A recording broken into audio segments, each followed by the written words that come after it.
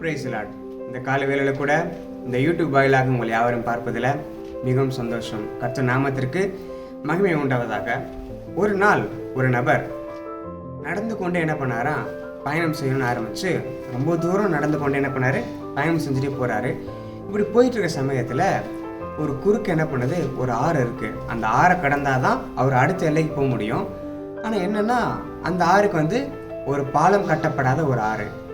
அந்த காலகட்டத்தில் பாலம் கட்டப்படாத ஒரு ஆறு இருந்திருக்கு. பாலம்னா பிரிட்ஜ் கட்டப்படாத ஒரு ஆறு இருந்துச்சான். ஸோ பிரிட்ஜ் இருந்தால் என்ன பண்ணியிருப்பார், ஒரு அழகாக அது மேலே ஏறி போயிருப்பார். இது அந்த ஆற்றுக்கு என்ன பண்ணால் பாலம் கட்டப்படலை. அதனால் என்ன பண்ணுறாரு, திகைத்து நின்றுக்கிட்டு இருக்காரு. எப்படி நம்ம கடந்து போகிறது? அது ஒரு அதிகாலை, ரொம்ப இருட்டாக இருந்துச்சு. என்ன பண்ண ரொம்ப நேரம் யோசிச்சுட்டு இருக்காரு. ஆனால் அவருக்கு ஒரு அதிர்ஷ்டம் இருந்துச்சா. என்னென்னா, அவர் நடந்து போன ஒரு காலகட்டம் என்னன்னா, ஒரு குளிர்காலம்.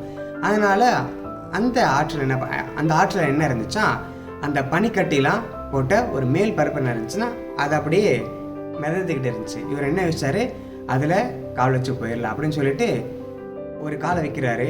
கொஞ்சம் ஸ்ட்ராங்காக தான் இருக்குது. ஆனாலுமே என்ன பண்ணுறாரு, அவருக்குள்ள ஒரு பயம். இது எப்போ கீழே அதுக்குள்ளே மூழ்கிடணும் அப்படின்னு ஒரு பயம்.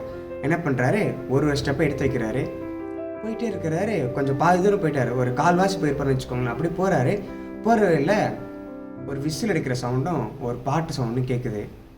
ரொம்ப பயத்தோட ரொம்ப கவனத்தோடு என்ன பண்ணுறாரு, பார்க்குறாரு. ஏன்னா கொஞ்சம் இது பண்ணால் கூட கீழே விழுந்துருமே அப்படின்னு ஒரு பயம், மூழ்கி விழக்கூடாது அப்படின்னு பயம்.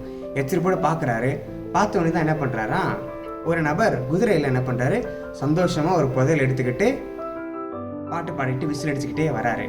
அந்த குதிரை என்ன பண்ணது, அவர் போயிட்டு இருக்க அந்த பனிக்கட்டு இருக்குல்ல, அந்த மேற்படத்தில் தான் டக் டக் டக் டக் என்ன பண்ணுறது, அந்த குதிரை என்ன பண்ணுது, போகுது. அப்போ தான் அவர் புரிஞ்சுக்கிட்டாரு. அப்போ தான் அவருக்கு ஒரு நம்பிக்கை ஒரு சந்தோஷம் வந்துச்சு. இந்த குதிரையே இந்த பனிக்கட்டி மேலே போகும்பொழுது நம்மளால் போக முடியாதா அப்படின்னு சொல்லி என்ன பண்ணாரா, சந்தோஷமாக போய் தன்னுடைய எல்லையை அடைஞ்சிட்டாரு. இதே மாதிரி தாங்க பைபிளில் இயேசு கிறிஸ்துவும் கடல் மேலே நடந்தார். இதுக்கு மேலே ஆசைப்பட்ட பேதுரு என்ன பண்ணார், கடல் மேலே நடக்க ஆசைப்பட்டார். அதே மாதிரி பேதுரு என்ன பண்ணார், நடக்கணும்னு சொல்லி இயேசு கிறிஸ்து கட்டளையிட்டார். பேதுரு நடக்க ஆரம்பித்தார். ஆனால் கொஞ்ச நேரத்தில் காற்று கொஞ்சம் வேகமாக அடித்தோடனையும் அந்த பயத்தினால என்ன பண்ணார், பயப்பட்டார். அந்த பயப்பட அந்த நிமிஷம் கர்த்தர் மேலே அந்த விசுவாசத்தில் இருந்தவனா என்ன பண்ணார், மறுபடியும் என்ன பண்ண, கடலுக்குள்ளேயே விழுந்துட்டார். பிறகு என்ன நடந்திருக்கும் என்று உங்களுக்கு தெரியும். யோசிச்சு பாருங்களேன். உங்களோட வாழ்க்கையில் இதே மாதிரி தான். ஆண்டவரை மையமாக வைத்து வாழ்க்கை ஆரம்பித்த நீங்கள் பாதி உங்கள் கவலைகளை கண்டு பாதி வாழ்க்கையிலே அவரை விட்டுவிட மனதாக இருக்கிறீர்களா? வசனம் அழகாக சொல்லுகிறது. மத்தேயு 14வது அதிகாரம் 31வது வசனம் சொல்லுகிறது, அற்ப விசுவாசியே ஏன் சந்தேகப்பட்டாய்? இந்த காலை வேளையில் உங்கள் மனதில் இது துணித்து கொண்டிருக்கட்டும். அற்ப விசுவாசியே ஏன் சந்தேகப்பட்டாய்? ஒருவேளை ஆண்டவர் மேலே நம்பிக்கையை நீங்கள் இழந்தவர்களாக இருக்கலாம். இந்த கால வேளையில் உங்களோட பிரச்சனைகளை கண்டு, என்னோடய வீட்டிற்கு மட்டும் இப்படி நடக்குது, என்னோடய குடும்பத்திற்கு மாத்திரம் இப்படி நடக்குது, அநேக வேதனைகள், அநேக நோய்கள் என்னை மாத்திரம், என் குடும்பத்தை மாத்திரம் சார்ந்திருக்குது என்று நீங்கள் யோசிக்கலாம். அப்படி அல்ல. நிச்சயமாகவே கர்த்தர் உங்களோடு கூட தான் இருக்கிறார்.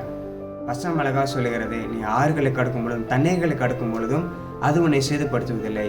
தேவனாய கர்த்தர் நான் உடனோடு கூட இருக்கிறேன். எஸ், நிச்சயமாக தேவன் உங்களோடு கூட தான் இருக்கிறார். அவர் மேல் வைத்திருக்கிற விசுவாசத்தை நீங்கள் விட்டு விடாமல் இருக்கும் பொழுது நிச்சயமாகவே உங்களையும் உங்கள் குடும்பத்தையும் உங்கள் எதிர்காலத்தையும் நிச்சயமாக தேவன் அவர் உயர்த்துவார். நம் கண்களை முடிச்சோம்னும் இந்த வார்த்தைக்காக நம்மை அர்ப்பணித்து, தேவன் நிச்சயமாகவே அவரை சந்தேகப்பட அவர் விரும்பவில்லை. அவன் மேல் முழுமையான விசுவாசம் வைத்தவர்களாய் நம்மை அர்ப்பணிப்போமா?